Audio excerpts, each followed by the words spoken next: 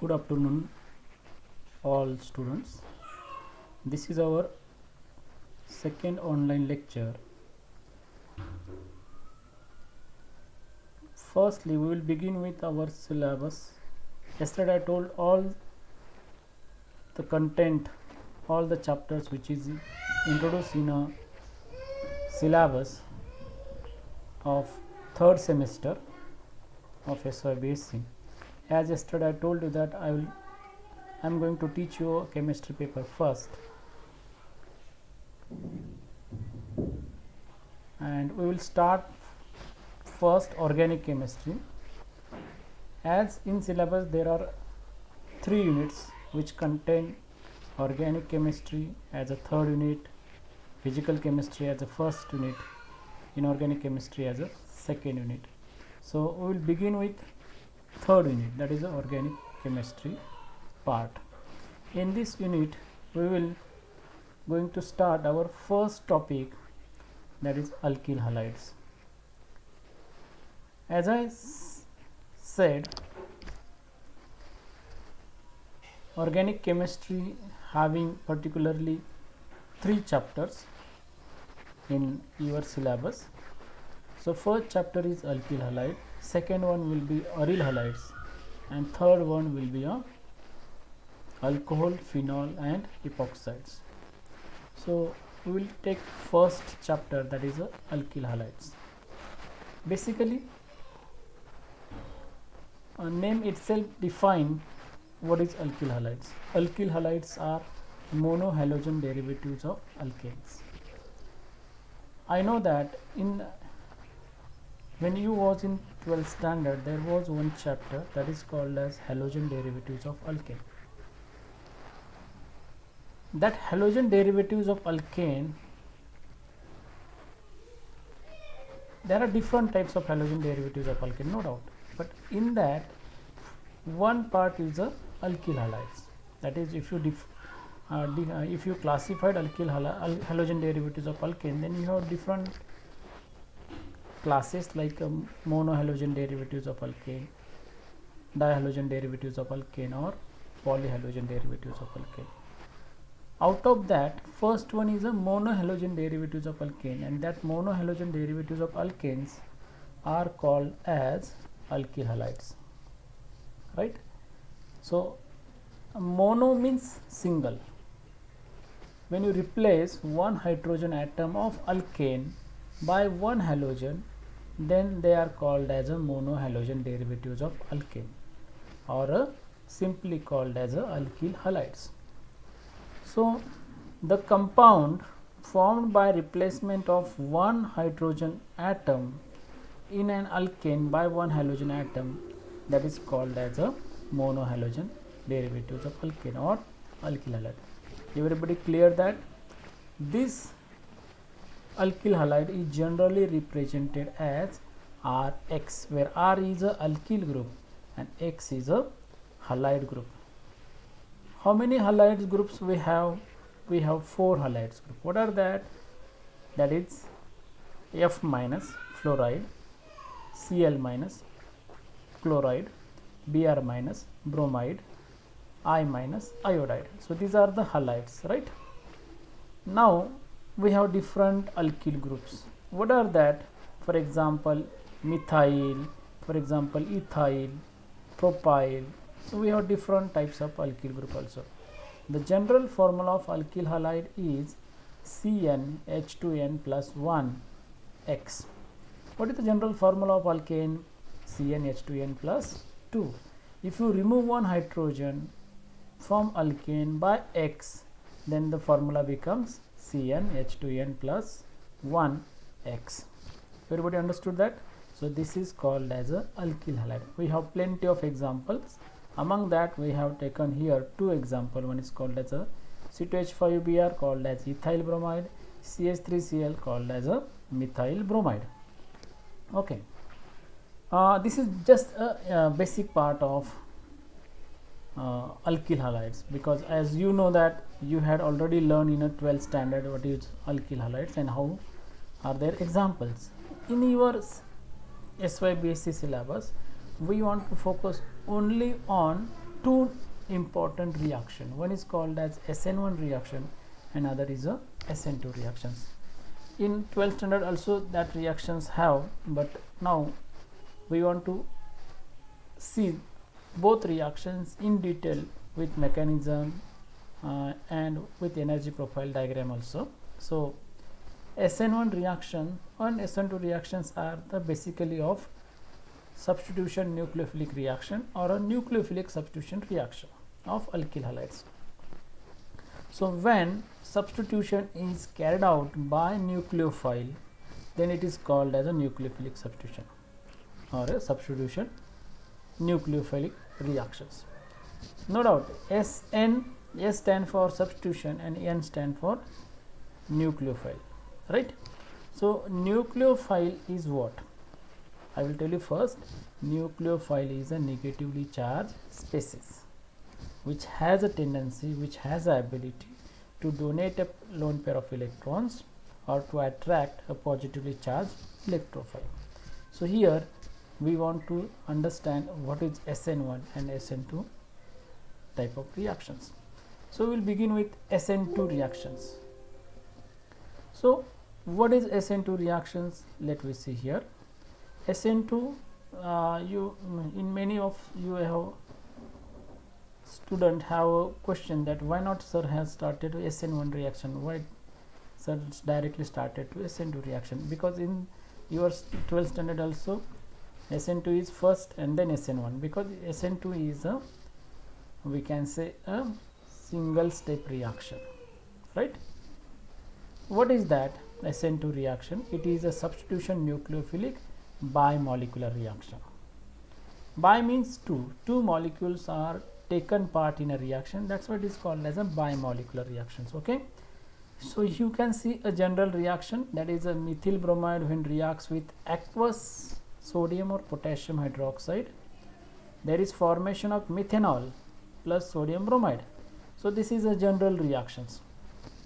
In these reactions, two molecules are taken place in the reactions, taking part in the reactions. One is called as methyl bromide, other is a sodium hydroxide. That's why it is called as a bimolecular reactions. If you see the ionic reaction of this example, so CH3Br plus NaOH gives CH3OH plus Br minus. So here when NaOH is dissolved in water, that's what is called as aqueous. NaOH is dissociated into Na plus and OH minus ion. So now OH minus become a nucleophile. So that nucleophile will replace Br from reactant and you will get the respective product, that is methyl alcohol. So this is a simply a what? Substitution type of reaction or a displacement type of reactions.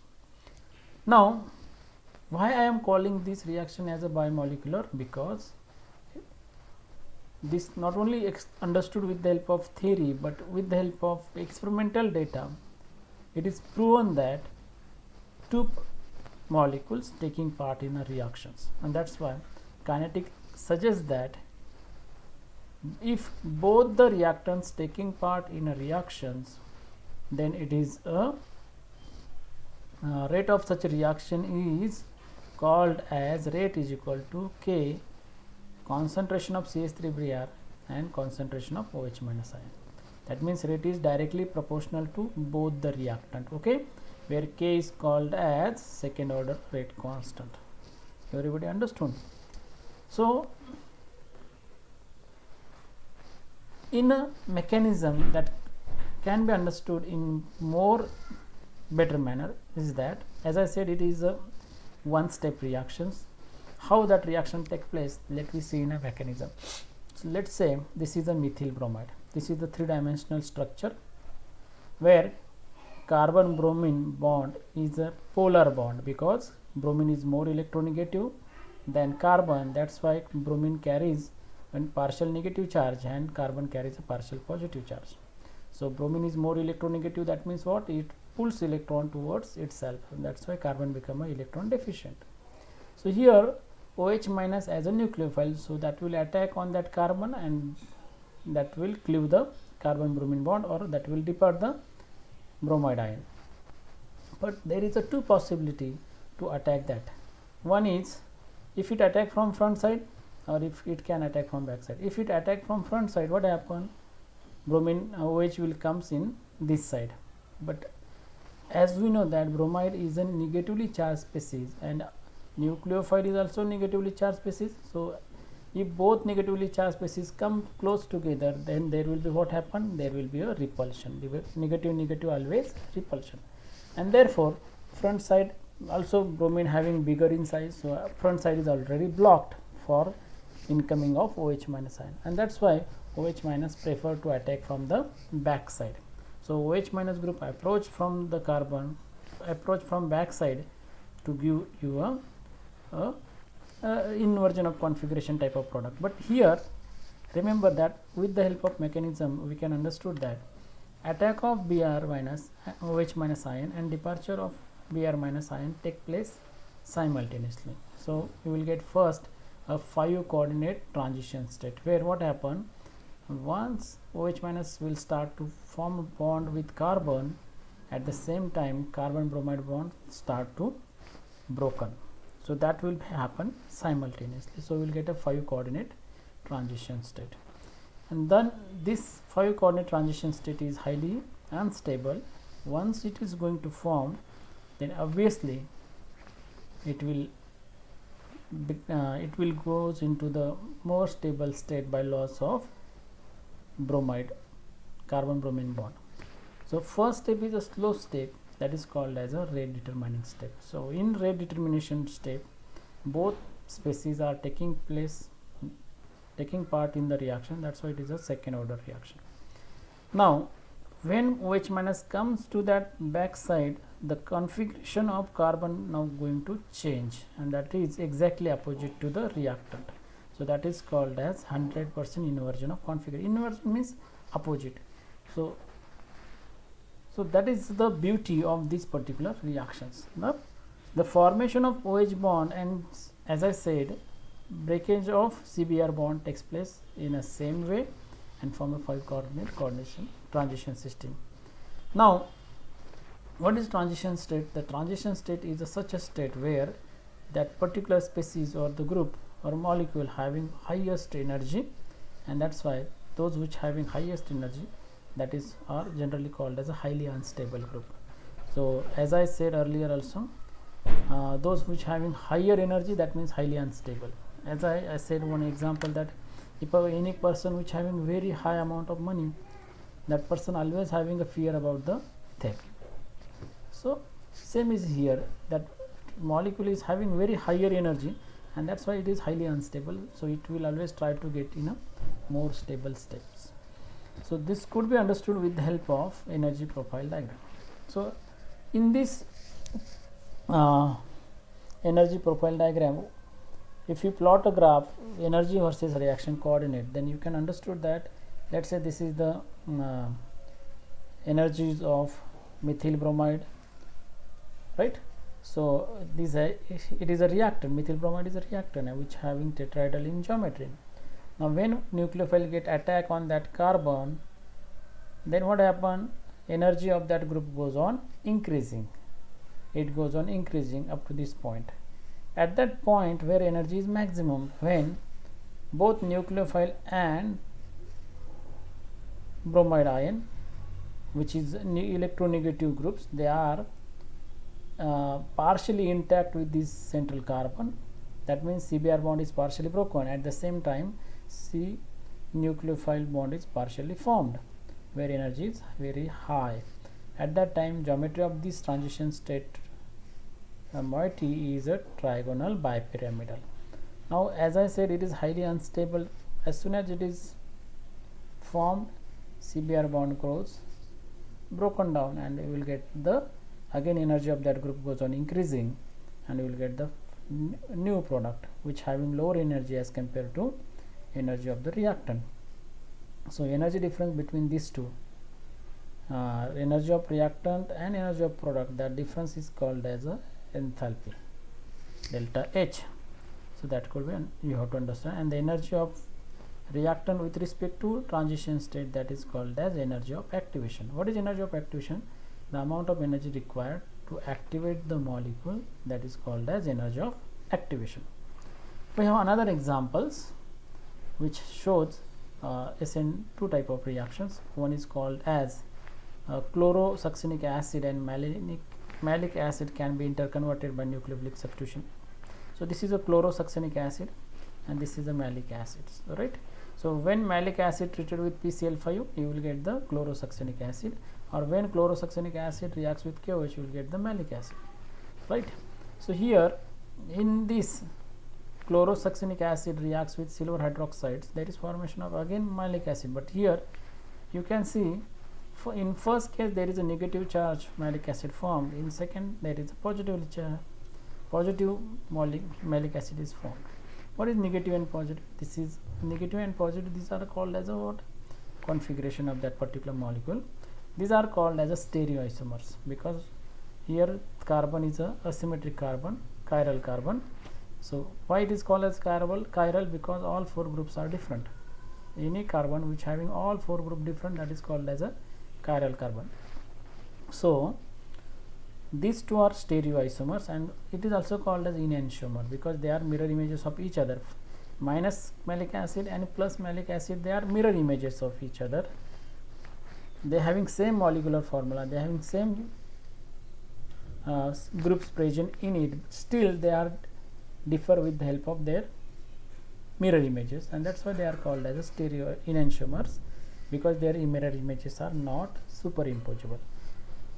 We have another here you can see minus malic acid and plus malic acid, they are 100% interconvertible, or they are 100% what? They showing inversion of configuration. That is you have to understand. In second example also, in hydrolysis of 2-bromo-octane, it gives a negative minus 2-bromo-octane gives you what? Plus 2-octanol. Here OH is remaining actually. When this compound minus bromo-octane reacts with aqueous NaOH, you will get the negatively charged octanol. So here is a OH group. So you can here seen that what? Here is not negative actually, here is also positive. So we will get what? 100% inversion of configuration. So this that you have to remember, that any reactions, if there is 100% inversion of configuration taking place, that reaction are basically called as SN2 type of reactions. So everybody understood that SN2 reaction? SN2 reaction is substitution nucleophilic biomolecular reactions. In these reactions, in short, if you want to remember, there is always 100% inversion of configuration. Products are always going to form. So that is you have to remember. Okay, thank you so much for today's lecture.